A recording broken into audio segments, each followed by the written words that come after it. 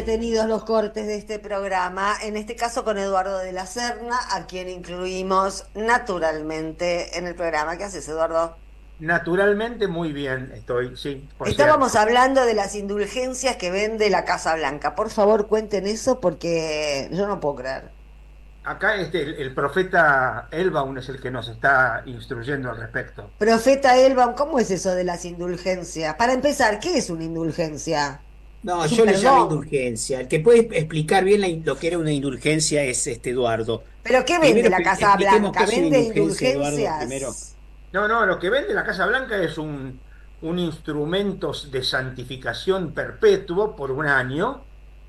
Como Eh, perpetuo por un año. Y si es ese año, perpetuo, ese año lo tenés garantizado, pero a full. Pero eso se llama anual, no perpetuo. bueno, No, pero pero también. a ver, a ver, pero Milei se pasa el día hablando de siempre y el siempre de Milei es media hora. Entonces, digo, Claro. digo, pero es eso, es maravilloso. Jorge, Bueno, por pero favor. ¿qué es? ¿Qué es? ¿Qué es? Si vos querés tener un año, está en relación a la Pascua, ¿no? Sí. La Pascua de Resurrección, que en algún momento voy a pasar un audio que me mandó Eduardo vinculado a lo que cantan en la Pascua de Resurrección, que me encantó. La verdad, él me lo recitó, yo quería escucharlo Bueno, cantado, pero pero no al nos margen de vayamos de eso, tema, no nos vayamos de tema. no, no, no, pero tiene que ver con la Pascua, que ahora nos va a hablar también Eduardo. Lo Pero que yo quiero quiero decir es que la saber qué Casa es una Blanca te vende indulgencia. una santificación por un año si pagás $1.000, y con esa santificación te dicen, bueno, te ponen tu nombrecito en una cruz, te Estás mandan un protegido de tus papelito. enemigos, protegido de ¿Pero tus eso lo enemigos. Ah, autoriza alguien de la iglesia o es una atribución que se toma Trump? No, es una cosa de la Casa Blanca, no tiene de nada la que ver Casa con... Blanca. Están locos, están completamente Recién te locos. enterás, Sandra, ¿qué recién te estás diciendo? enterás, Sandra, que están Entonces, locos. Sandra, tenemos que empezar todo de nuevo. Yo- la verdad es que me sorprende tu ingenuidad, Sandra Russo. No, no, no, pero van pasando mis límites mentales de una manera Claro, es muy arrolladora, impresionante. Ya te lo ¿viste? mandé, después míralo. Quiero escuchar a Eduardo en referencia a Vamos las a escuchar a Pascuas. Eduardo, sí. Bueno, ese soy yo, ¿no? Bien. A ver, no, hay una cuestión, me parece una cosa, para arrancar hay algo importante. Es hasta el Concilio Vaticano II había una idea, un planteo en la historia, en la iglesia, etcétera, como que había dos historias. Una era la historia secular, pero otra era la historia sagrada. Entonces, a los chicos se les enseñaba historia sagrada, iba al colegio, a la catequesis, que yo cuánto, y le enseñaban historia sagrada, que Abraham, que Moisés, que Jacob, que David y que yo cuánto.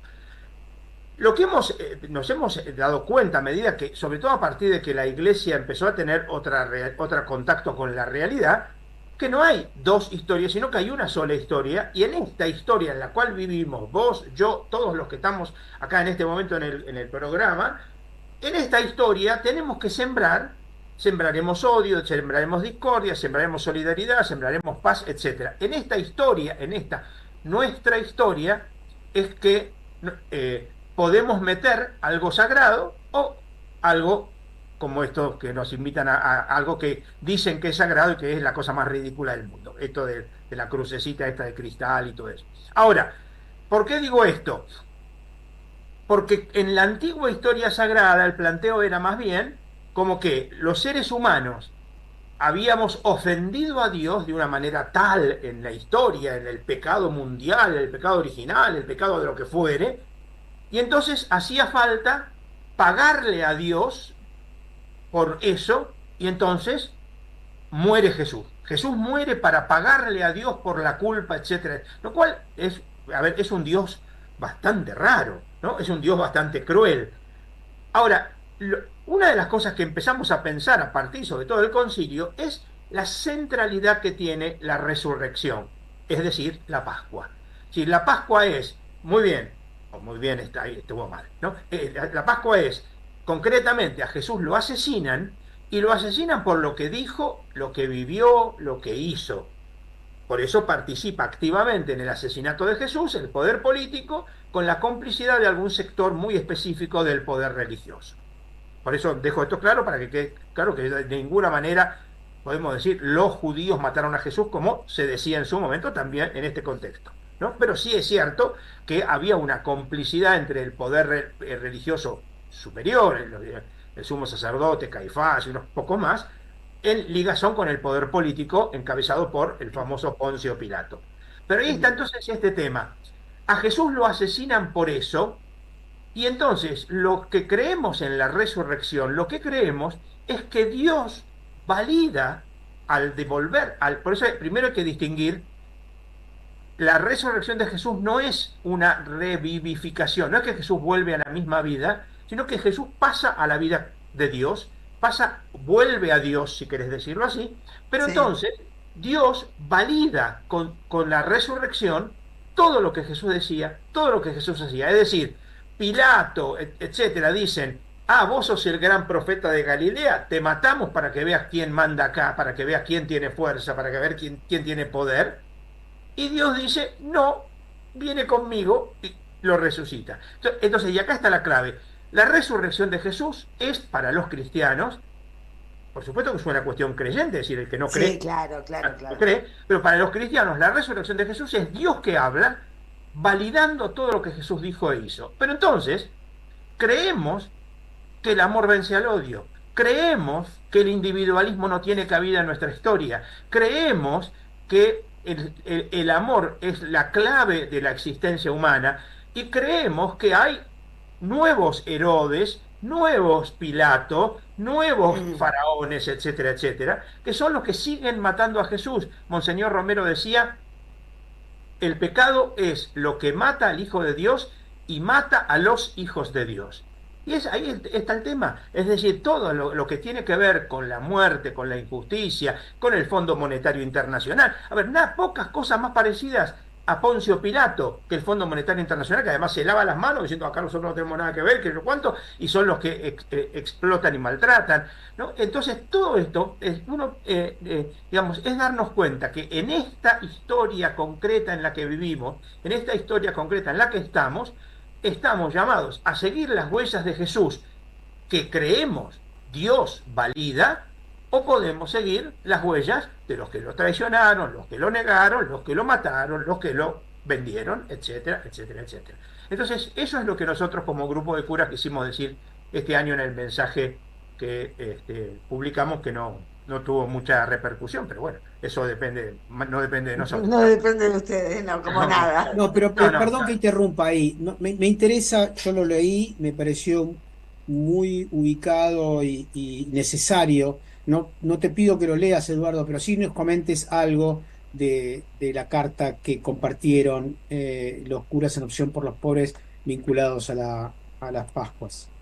sí, es precisamente eso, es decir, es empezar destacando lo que es para nosotros los cristianos la Pascua, ¿no? Y dejar claro que para nosotros la Pascua no es solamente una fiesta litúrgica, que por supuesto también lo es, sino que es una apuesta militante por la vida en tiempos de muerte.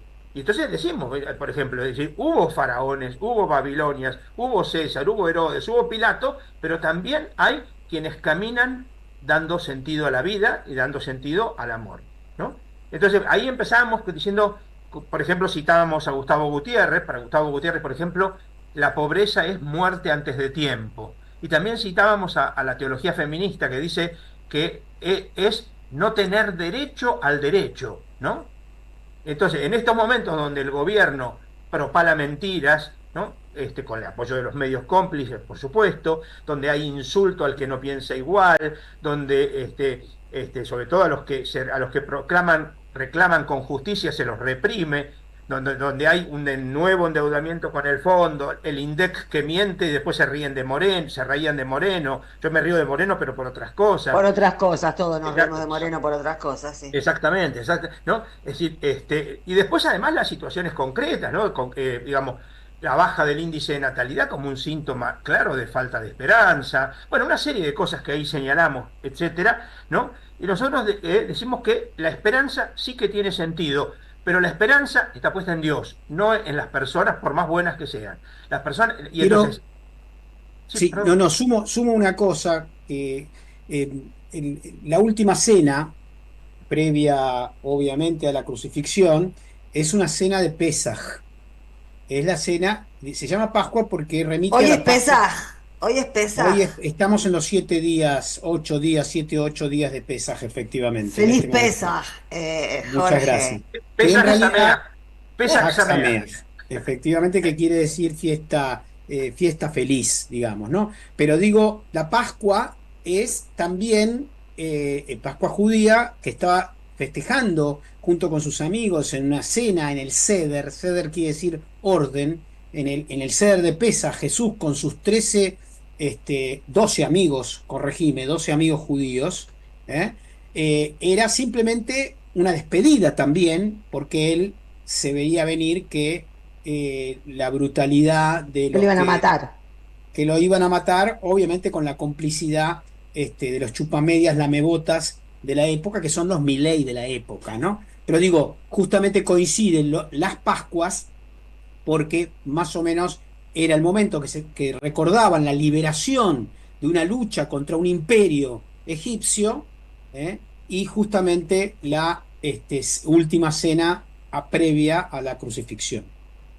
Sí, a ver, yo solamente aclaro que personalmente, yo solo no, que había más que 12, no eran solo 12, aunque estaban los 12 amigos de Jesús, pero también había mujeres.